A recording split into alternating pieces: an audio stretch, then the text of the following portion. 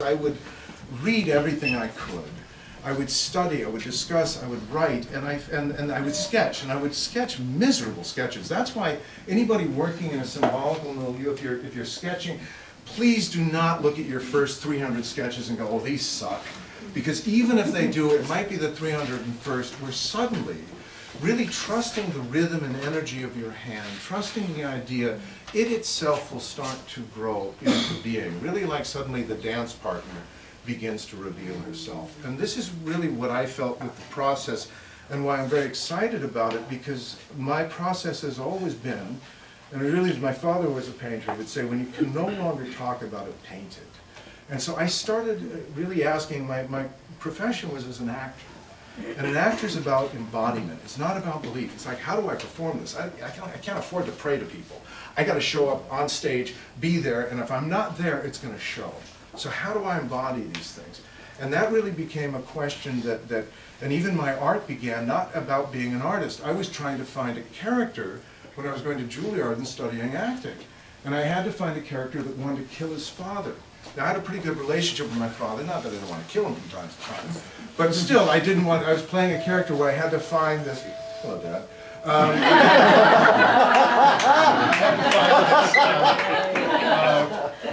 to find this real deep animosity. And so I just went to the art store and I got a large piece of paper. And I would say to anybody, don't think of yourself as artists, just as energetic beings.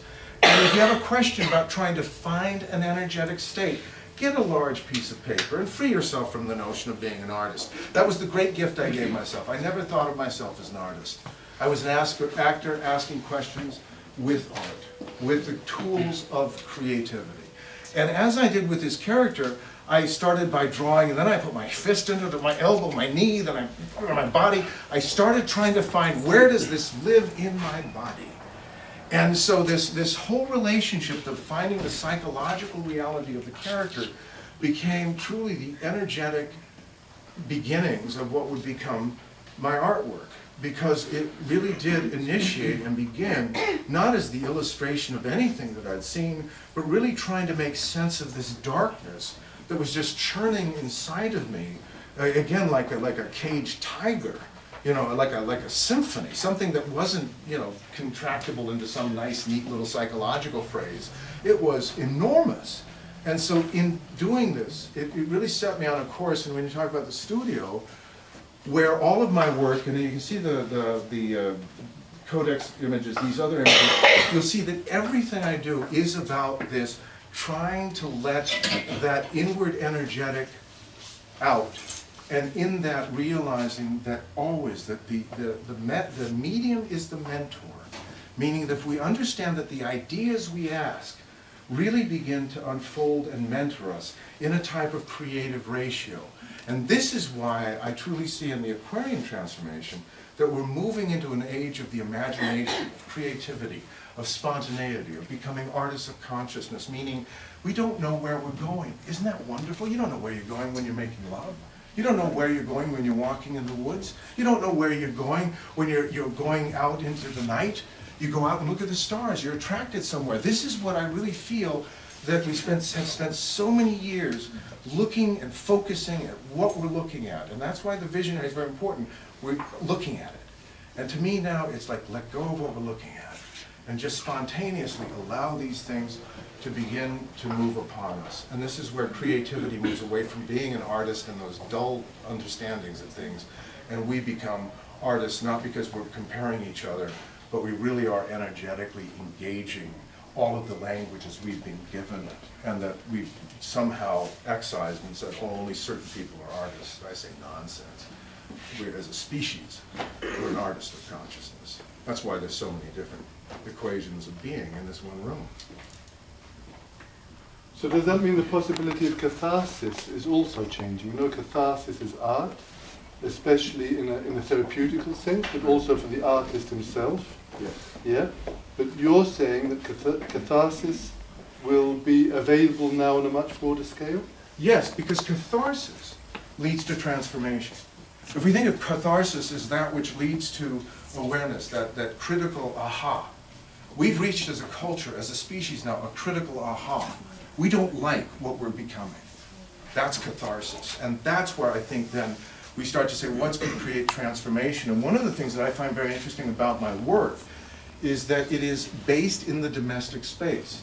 I did not go into a public studio nor try to create on the public square something to contend with other philosophies. I said, what I find lacking in the world is not mine to point out to others, but if I find something lacking, it's for me to go and grow that which is lacking and then bring it to the table of ideas and say, is this nourishing? If it is, then we will have a transformative experience, not just catharsis, because for too long, I think, we've had a type of society based upon the cathartic moment, the revelation, but no follow-through. We've gotten to the doors of perception. Now how do we get through them? You know, and this is where I really feel very strongly that we are now really gathering, and why all of us are meeting, why we all know each other by a few degrees of separation, is not by chance. And it is truly saying to all of us, I believe now, our storyteller is reclaiming the truth that we are in the process of initiating our own transformative journey, because we're finally willing to take responsibility and stop blaming God or man or other people. You know, it's just not an interesting way of being human anymore. Get over it. You know, let's be more interesting. Let's ask more interesting questions. We are the garden we cultivate. He said passionately. I just wanted you to mention the fact that you're giving art classes for people at whatever stage they are in their own creative development, and it's just an amazing experience. Yes, I do. I give a Chia painting class if anybody's interested on Sundays, and that's at my home, Olandar, in Malibu. And if you've not seen my work, you'll have to come and see it. It's quite, well, as Alice once said, things are getting curiouser and curiouser. But always, and just trying to, again, I feel like one of the nice things about, I'm born on the summer solstice, so I had to live up to that sense of, what does that mean? That's when the sun stops moving forward in time and stands erect. And I was very fortunate because there was a wonderful Chumash man that invited me to a sweat on my 50th birthday on the solstice, and there happened to be a full moon. And I walked out of the sweat about 2 o'clock in the morning on a full moon, and light was coming off of the ocean, and it was extraordinary. And something hit me, and I said, because I grew up in Malibu, so I'm the soil, that's my mother, that's where I grew out of. So I came out and I said, I'm 50. I'm a storyteller, I'm an elder. Meaning, I've raised my family, I've lived my life, I've created my art, I've told my stories, and you know what? These are the stories I know. These are the loves I know. These are the people I know. And I'm not going to tell people what I don't know. I'm not going to share with them that which I haven't experienced. I'm going to be and adopt the sense that, now I'm an elder. And so when I look around at our maturing spirits, I say really adopt the sense of we are the elders. We truly are the ones that are saying, these are the stories we know. And this is where I truly think that we reclaim our tribal sense of the honoring of one another. Because we start to honor not your story should be different, but no, your story is of infinite value, because you bring not simply one period, but all of these different periods now to the fore. And this is why I just feel we're at a remarkable, transformative, and great moment. And so we really have to, as I say, stand up and say, if you don't like the story that's being told, don't worry about reacting to it.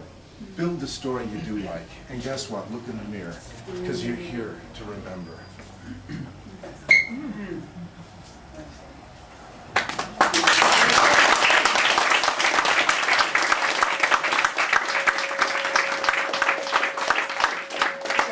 Knows I could go on forever, so I'll just come tonight, and thank you all. Just on the practical note, if you want to be informed of events at Olandar, please give me your yes, card, email. Because we do send out a list and try and keep people up to date.